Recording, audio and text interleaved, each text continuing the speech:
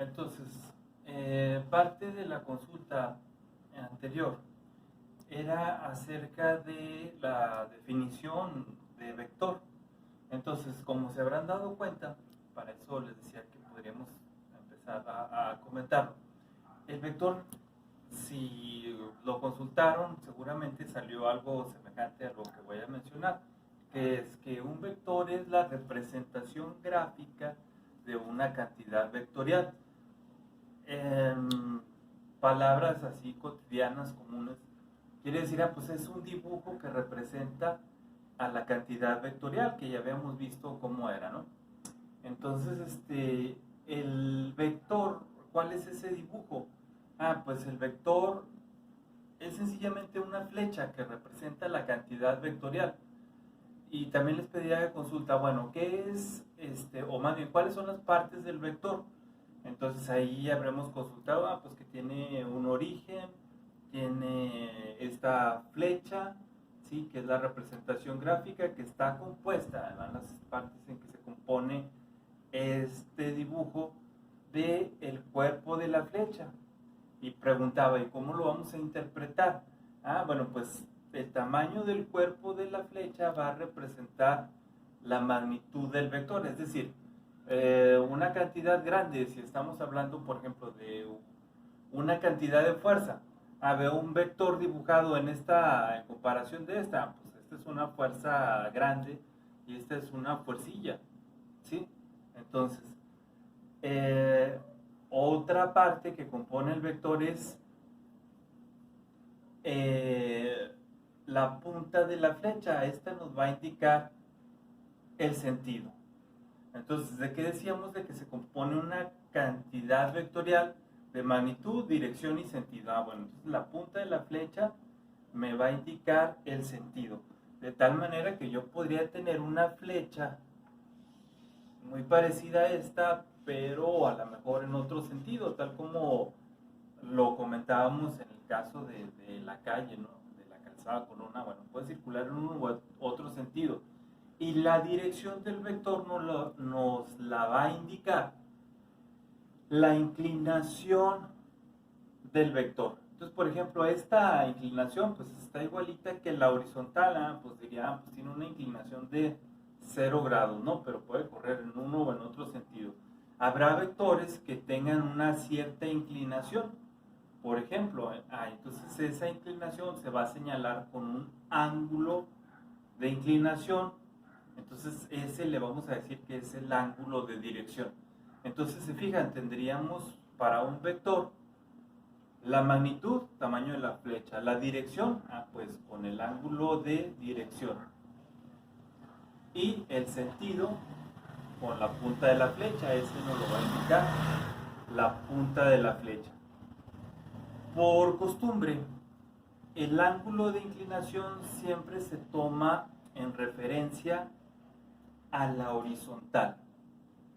Que, bueno, si ya llevamos el curso de matemáticas, la horizontal lo señalábamos como el eje de las X. Entonces, va a ser a la horizontal o eje de las X. No te olvides o más bien como una recomendación, en nuestra libreta de apuntes, esos detalles, ve anotándolos para que se te haga más fácil luego pues hacer la observación de esos detalles. Igual, el video lo subo a YouTube y ahí se queda en el canal de YouTube, no sé, a lo mejor hasta puedan ser años. ¿Sí? Entonces ya es como tú trabajes mejor. Bueno, entonces, habiendo retomado la consulta que habían hecho ustedes acerca de los vectores, eh, uno podría preguntarse qué utilidad tiene esta representación gráfica de cantidades vectoriales, estas flechas que representan estas cantidades.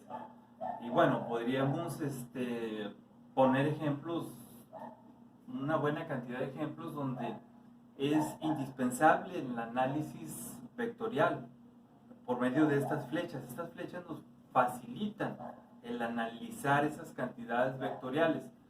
Las casas, los edificios, los automóviles, al escritorio donde te sientas, a lo mejor algunas cosas se hacen por mera intuición, pero otras es definitivamente necesario hacer este análisis vectorial y lo vamos a ir viendo en el curso. Bueno, entonces, ¿qué tipo de análisis? Resulta que con las cantidades vectoriales podemos hacer operaciones, igual que con las cantidades escalares, que son a las que más estamos acostumbrados. Entonces, la operación que vamos a analizar en nuestro curso es la suma de vectores. Realmente esa es la operación que vamos a analizar. Entonces, la suma de vectores. Para hacer suma de vectores tenemos que entender algunos detalles antes de empezar con la suma de vectores. En ocasiones la suma es tan sencilla como una suma de cantidades escalares. Vamos a ver, pero hay otros casos en los que hay que tomar ciertas consideraciones. Como primer ejemplo, bueno, vamos a empezar por lo sencillo. Fíjense bien, vectores colineales. Los vectores colineales los vamos a entender como los vectores que están actuando en una misma línea de acción. Enseguida, bueno, vemos un ejemplo acá, el dibujo pues, no está de lo más detallado, modestia aparte, dibujo bastante bien, pero bueno, para la explicación pues lo hice así simple, ¿no? Fíjense bien, resulta que vamos a suponer lo siguiente, para entender eso los vectores colineales. Vamos a suponer que esta es una carreta, aquí lleva el conductor de la carreta y está tirada por estos caballos, podría decir, aunque más parecen unos conejos. Pero vamos a suponer que son conejos muy fuertes o muy grandes y lo pueden hacer, algo así como de fantasía, ¿no? O caballos, si prefieren que fueran caballos. Vamos a suponer que este tira con una fuerza de 100 kilogramos, está bastante fuerte ese conejo, ¿no? Y luego con una fuerza de unos, si se fijan, se ve más fuerte, 150 kilogramos, ¿sí? Entonces se fijan que el tirón lo están dando en una misma línea de acción. Esos son los vectores colineales. Entonces, vamos a tomar nota de eso. Los vectores colineales se pueden sumar con una simple suma algebraica. Es decir, ¿cómo hacemos una suma algebraica? Pues es fácil, ¿no? Si tenemos A más 2A, vamos a tener un resultado de ¿cuánto? De 3A. Es decir, aquí hay un 1 que no se escribe, es 2 más 1, sumamos la parte numérica y A viene representando pues la parte literal. En este caso, la parte numérica es 100, la parte literal pues es la unidad kilogramos, 150, la parte numérica y la parte literal kilogramos. Entonces, por ejemplo, aquí, bueno, pues como son vectores colineales, fíjense bien, esto sucede con los vectores colineales.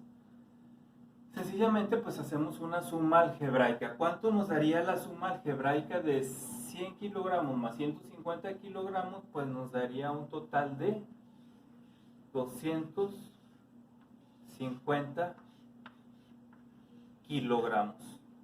¿Sí? Y coincide físicamente con la realidad. Si tengo a alguien que está tirando de 100 kilogramos y 150 kilogramos, pues me va a dar un total de 250 kilogramos. Si se fijan, ese es el resultado de la suma de estos vectores colineales. Pero aquí podría haber otro, por ejemplo, otro por acá que está tirando, y bueno, simplemente vamos a agregar, es decir, no se limita a sumar dos vectores, pueden ser la cantidad que sea. Aquí como ejemplo, pues estoy poniendo este de 2. Entonces 250 kilogramos es el resultado de nuestra suma de vectores. Y entonces, tomamos nota también de esto. Al resultado de una suma de vectores le vamos a conocer como el vector resultante. Entonces el vector resultante en este caso es de 250 kilogramos y es una cantidad vectorial que la podríamos dibujar o representar también con una flecha. Es decir, esta flecha sería de la medida de estas dos con una cantidad, una magnitud de 250 kilogramos y vemos que está tirando en sentido, por ejemplo, en el video seguramente lo veríamos hacia la izquierda. La izquierda. ¿Sí? Entonces, se fijan, hacia la izquierda. Entonces, fijan cómo aquí tengo también una cantidad vectorial, 250 kilogramos, de la misma dirección de estos vectores y en el sentido de estos vectores. Entonces, ese es un vector resultante. Bueno, veamos otro ejemplo. Bueno, el otro ejemplo sería el siguiente. Fíjense, acá vamos a tratar con vectores de desplazamiento. Vemos el personaje, y entonces, ¿qué tal que este personaje se desplaza 3 metros? Fíjense cómo el desplazamiento lo puedo representar por esa flecha llamada vector. Entonces, bueno, pues un desplazamiento de 3 metros va el personaje. Y luego a lo mejor se detiene, pero le puede sumar a eso otros 4 metros, miren, y lo puedo representar por una flecha. ¿Sí vean? Entonces, ahí tengo pues dos vectores. ¿De qué tipo? Vectores colineales. ¿Se fijan cómo están actuando en una misma línea de acción? Bueno, entonces es muy fácil sumar vectores colineales. Ya dijimos, hacemos una operación, una suma algebraica. Parte numérica, 4 más 3, 7, unidad, metros, 7 metros. Entonces tengo un vector que puede representar a ambos vectores, ¿sí? Y que le llamamos, ¿cómo le llamamos? Vector resultante. Bueno, a este vector resultante, como es bastante común en física obtener vectores resultantes, muchas veces acostumbramos a decirle, como de forma cotidiana, la resultante. Y entonces nada más lo señalamos con una letra R. Entonces aquí pues sería R. Sabemos que el nombre completo es vector resultante, pero pues así como que ya de amistosamente pues ya le decimos la resultante. La resultante aquí es de 7 metros. Toma en cuenta las medidas que estoy mencionando, porque vamos a analizar otro caso. Bueno, entonces ahora en este ejemplo vamos a suponer que es nuestro mismo personaje. Entonces hace un vector de desplazamiento de 3 metros. Cuando llega a este punto resulta que aquí hay un elevador.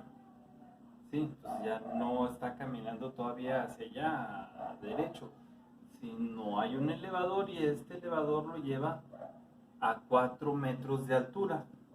Entonces físicamente esto es posible. Y si ustedes se dan cuenta, esto nos lleva a preguntarnos entonces ¿qué tipo de suma se está dando ahí? Y claramente nos damos cuenta que no cumple con la cuestión de ser vectores colineales, ya no están actuando en la misma línea de acción.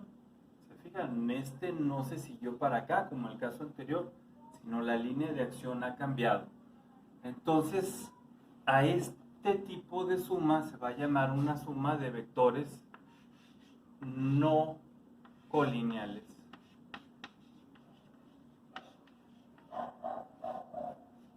Entonces ya nos presenta un poquito de dificultad porque la suma pues ya no podrá ser una suma algebraica sencilla como la que habíamos hecho. ¿Se fijan? Porque uno puede decir de recorrido el personaje sí hace 7 metros, pero físicamente lo que nos interesa en la suma de vectores va a ser lo siguiente. A la suma de vectores la vamos a entender como, en el caso de los vectores de desplazamiento, como,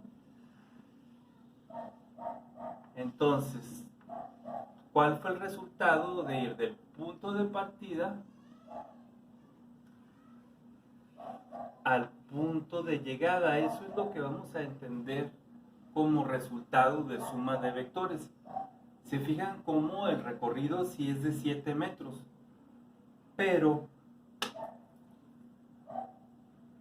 el resultado del punto de partida al punto de llegada ya no puede ser el mismo. Fíjense bien, del punto de partida al punto de llegada. Esa es lo que nosotros vamos a tener en estos casos de vectores no colineales, a entender como la resultante de esa suma de vectores. Si ustedes observan, eso nos lleva a ver una figura bastante conocida para nosotros y bastante recalcada una infinidad de veces en el curso de Matemáticas 2, que es un triángulo, justamente un triángulo rectángulo.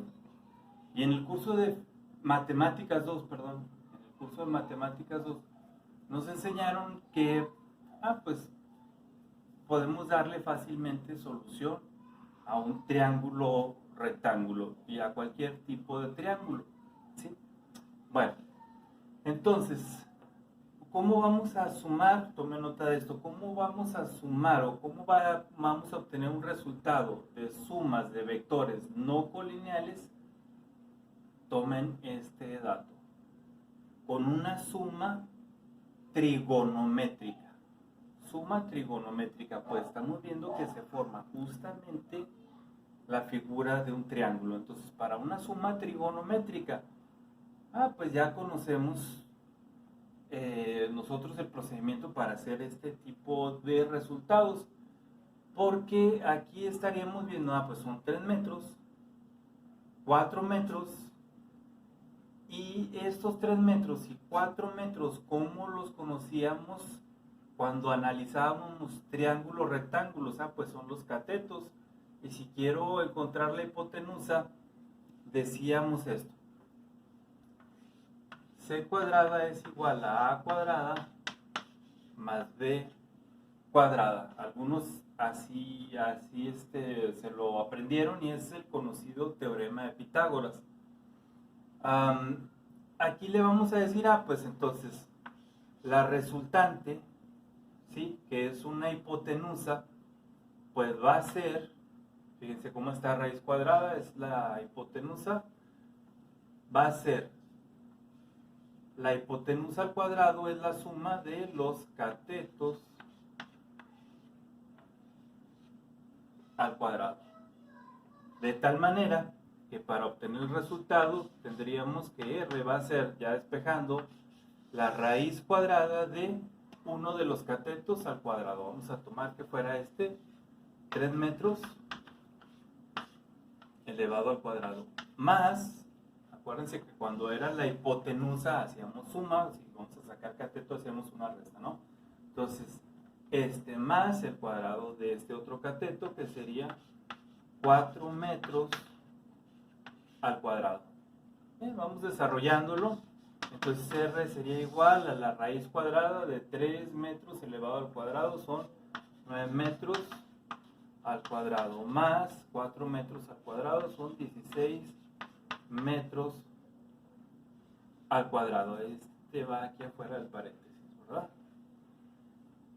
Una vez ya efectuada la operación, ya nos queda 4 por 4, 16 metros por metros cuadrados. Por eso es que todavía estamos manteniendo aquí metros cuadrados. Entonces, R, continuando con esto, pues hacemos la suma, sería la raíz cuadrada de 9 metros cuadrados más 16 metros cuadrados, son 25 metros cuadrados. Y entonces ya nada más tendríamos que sacar la raíz cuadrada de 25 metros cuadrados y obtener nuestra resultante. Voy a continuar acá. La resultante sería de la raíz de 25, 5. La raíz de metros cuadrados sería metros. ¿Qué quiere decir? Que del punto de partida al punto de llegada hay 5 metros. Bueno, en resumen, la suma de vectores colineales es muy sencilla porque es igual que una suma algebraica, mientras cuando son vectores no colineales, la suma deberá ser trigonométrica, como lo hemos visto en este video. Entonces, con respecto a eso, nos daremos cuenta que vamos a tener que recordar los conocimientos que teníamos acerca de triángulos y que habíamos visto en Matemáticas 2. Bueno, entonces para la siguiente clase es necesario que recuerdes, tengas a la mano las fórmulas de seno, coseno, tangente. Sí, ya esas te encargo que tú las recuerdes, las investigues. Seno, cateto opuesto entre hipotenusa, etc. Y el teorema de Pitágoras. Entonces, para la siguiente sesión, que será otro video en referente a lo mismo, las tengas a la mano para que lo puedas ir entendiendo más fácil. Entonces, nos vemos.